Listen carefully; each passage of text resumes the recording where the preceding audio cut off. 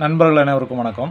போட்டித் தேர்வுகளில் எல்சிஎம் மற்றும் ஹெச்சிஎஃப் கான்செப்டை பயன்படுத்தி கேட்கப்படக்கூடிய நடைமுறை கணக்குகள், அதாவது அப்ளிகேஷன் கொஸ்டின்ஸுக்கு எப்படி எளிய முறையில் தேர்வு கண்டுபிடிக்குது அப்படின்றத பற்றிய பார்ட் 3 வீடியோவை தான் நம்ம இப்போ பார்க்க போகிறோம்.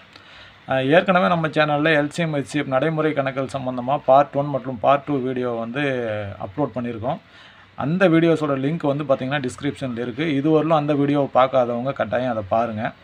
புதிதாக நம்ம சேனலை பார்க்குற நண்பர்கள் நம்ம சேனலை சப்ஸ்கிரைப் பண்ணி நம்ம சேனலுக்கு சப்போர்ட் பண்ணுங்கள். வாங்க வீடியோவுக்கு போகலாம். 4 மீட்டர் 50 சென்டிமீட்டர், 9 மீட்டர் 90 சென்டிமீட்டர் மற்றும் 16 மீட்டர் 20 சென்டிமீட்டர் ஆகிய அளவுகளை அளவிடக்கூடிய, அதாவது மிக குறைவான எண்ணிக்கையில் அளவிடக்கூடிய மரப்பலகையினுடைய நீளம் என்ன அப்படின்னு கேட்டிருக்காங்க. அதாவது ஆங்கிலத்தில் find the length of the plank which can be used to measure exactly the lengths 4 metre 50 centimetre, 9 metre 90 centimetre and 16 metre 20 centimetre in the least time அப்படின்னு கொஸ்டின் கேட்டிருக்காங்க. அதாவது நான் ஏற்கனவே குறிப்பிட்ட மாதிரி இந்த கணக்கில் பார்த்தீங்கன்னா ஹெச்சிஎஃப் அப்படின்ற வார்த்தையோ மீபோகா அப்படின்ற வார்த்தையோ அல்லது அது சம்மந்தமான எந்தவித குறிப்போ இந்த கேள்வியில் இல்லை. ஆனால் நம்ம இந்த கணக்கு பார்த்திங்கன்னா ஹெச்சிஎஃப் கான்செப்டை பயன்படுத்தி தான் நம்ம தீர்வு கண்டுபிடிக்க போகிறோம். ஸோ எப்படி ஹெச்சிஎஃப் கான்செப்டை பயன்படுத்தி தீர்வு கண்டுபிடிக்கக்கூடிய கணக்குன்னு இது அப்படின்னு நம்ம எப்படி தெரிஞ்சுக்கலாம் அப்படின்னு பார்த்தீங்கன்னா, நம்ம ஏற்கனவே சொன்ன மாதிரி இந்த கணக்கு நல்லா படிச்சிங்களாவே நம்மளுக்கு தெரிய ஆரம்பிச்சிடும். இப்போ பாருங்கள், 3 வெவ்வேறு விதமான அளவுள்ள நீளங்களை கொடுத்துருக்காங்க. இந்த 3 அளவுகளையும் அளவிடக்கூடியதாக இருக்கணும். அப்போ பார்த்திங்கன்னா பொதுவான அப்படின்னு ஒரு கான்செப்ட் வந்துருச்சு. சரிங்களா? பொதுவான. அடுத்து இதை எப்படி அளக்கணும்னா மிக குறைந்த எண்ணிக்கையில் அளந்துடணும். அதாவது சீக்கிரம் அளக்கணும். அப்போ சின்ன ஸ்கேல் வச்சு அளந்தோம்னா ரொம்ப நேரம் ஆகும். அப்போ பெரிய அளவிலான ஸ்கேல் எடுத்துகிட்டு அளக்கிறப்ப தான் இப்போ இதை சீக்கிரமாக நம்ம அளவிட முடியும். அப்போ நம்ம பயன்படுத்த வேண்டிய ஸ்கேல் பார்த்திங்கன்னா அந்த மரப்பலகை பார்த்திங்கன்னா பெரியதாக இருக்கணும். அப்போ பெரியதாக அப்படின்ற அடுத்த கான்செப்ட் வந்துருச்சு. சரிங்களா? அப்போ பொதுவான, அடுத்து பெரியதாக. அடுத்து என்ன பண்ணால் இதை அளவிடக்கூடியதுனாவே நம்மளுக்கு தெரியுது பகுக்கக்கூடியது அல்லது பிரிக்கக்கூடியதுன்னா அதுக்கு உண்டான வார்த்தை பார்த்தீங்கன்னா வகுத்தி அப்படின்னு அர்த்தம். சரிங்களா? அப்போ பொதுவான, பெரியதான, வகுத்தி. அப்போ ஹையஸ்ட் காமன் ஃபேக்டர் அல்லது மிகப்பெரிய பொதுவான வகுத்தி அல்லது காரணி. அப்போ நம்ம வகுத்தின்னு கூட போட்டுக்கலாம். மீ வா. ரைட்டுங்களா? அப்போ நம்ம கண்டுபிடிக்க வேண்டிய கான்செப்ட் பார்த்திங்கன்னா ஹெச்சிஎஃப் தான் கண்டுபிடிக்கணும்னு நம்ம தெரிஞ்சுக்கலாம். அப்போ பொதுவான, பெரிய, வகுத்தி. அப்போ நம்ம என்ன பண்ணணும் அப்படின்னு பார்த்தீங்கன்னா, இந்த 3 எண்களுக்கு உண்டான ஹெச்சிஎஃப்பை நம்ம கண்டுபிடிக்கணும். அப்போ சரி, ஹெச்சிஎஃப் எப்படி கண்டுபிடிக்கணும்னு பாருங்கள். இப்போ ஒவ்வொரு அளவுலையும் பார்த்தீங்கன்னா 2 விதமான அலகுகள் கொடுத்துருக்காங்க. ஒன்று மீட்டரில் இருக்குது, இன்னொன்று சென்டிமீட்டர் இருக்குது.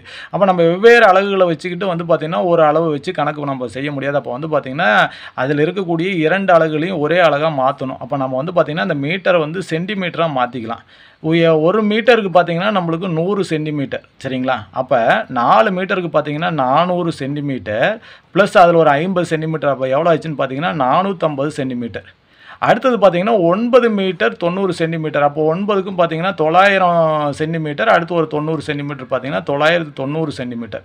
அடுத்த அளவு பார்த்தீங்கன்னா 16 மீட்டர் 20 சென்டிமீட்டர் கொடுத்துருக்காங்க. அப்போ 16க்கும் பார்த்தீங்கன்னா 1600. அடுத்து ஒரு 20 சென்டிமீட்டர் பார்த்தீங்கன்னா ரெண்டையும் கூட்டிங்கன்னா 1620 சென்டிமீட்டர். அப்போ நாம் இப்போ எடுத்துக்கூடிய அளவுகள் பார்த்தீங்கன்னா எவ்வளோன்னா 450 சென்டிமீட்டர், 990 சென்டிமீட்டர், அடுத்து 1620 சென்டிமீட்டர். இந்த 3 அளவுகளுக்கு தான் நம்ம என்ன பண்ண போகிறோம்னா அடுத்து மீபோகா கண்டுபிடிக்க போகிறோம். அப்போ ஏற்கனவே நம்ம சொன்ன மாதிரி மீபோகா கண்டுபிடிக்கிறதுக்கு அப்போ நீள் வகுத்தல் முறை 450. அடுத்து பார்த்தீங்கன்னா 990. அடுத்து பார்த்தீங்கன்னா 1620. இந்த 3 எண்களுக்கான மீபோகா கண்டுபிடிக்கணும். இது எல்லாமே 10ஆம் வாய்ப்பாட்டில் வரும். சரிங்களா? 10ஆம் வாய்ப்பாட்டில் இதை அடிச்சிங்கன்னா 45 டைமு, இது 99 டைமு, இது பார்த்தீங்கன்னா 162 டைம். சரி, அடுத்து பார்த்தீங்கன்னா இந்த 3 எண்களும் 3ஆம் வாய்ப்பாட்டில் நம்ம வகுக்கலாம். 1 3 3 மீதி 1 போனால் 15, I 3 15. அடுத்து பார்த்தீங்கன்னா 3 9 9 33 டைம். இந்த 16ல் பார்த்தீங்கன்னா I 3 15 மீதி 1 இங்கே 12, 4 12. சரிங்களா? தென் அடுத்தது பார்த்தீங்கன்னா இது 3ஆம் வாய்ப்பாட்டிலே நம்மளுக்கு வரும். I 3 15, 1 3 3, 1 3 3.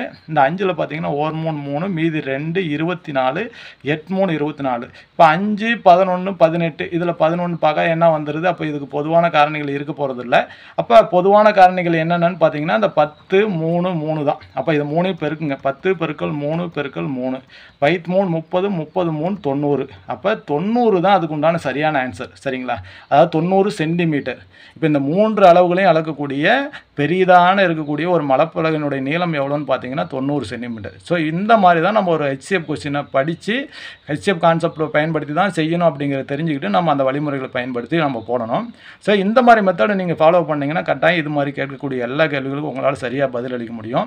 இந்த வீடியோ நிச்சயம் உங்களுக்கு உபயோகமாக இருக்கும்னு நம்புகிறேன். இந்த வீடியோ பிடிச்சிருந்தால் லைக் பண்ணுங்கள், ஷேர் பண்ணுங்கள், உங்கள் நண்பர்களுக்கு ஃபார்வர்ட் பண்ணுங்கள். இதே போன்ற முக்கியமான ஒரு கணக்கோடு அடுத்த வீடியோவில் சந்திக்கிறேன். தேங்க்யூ.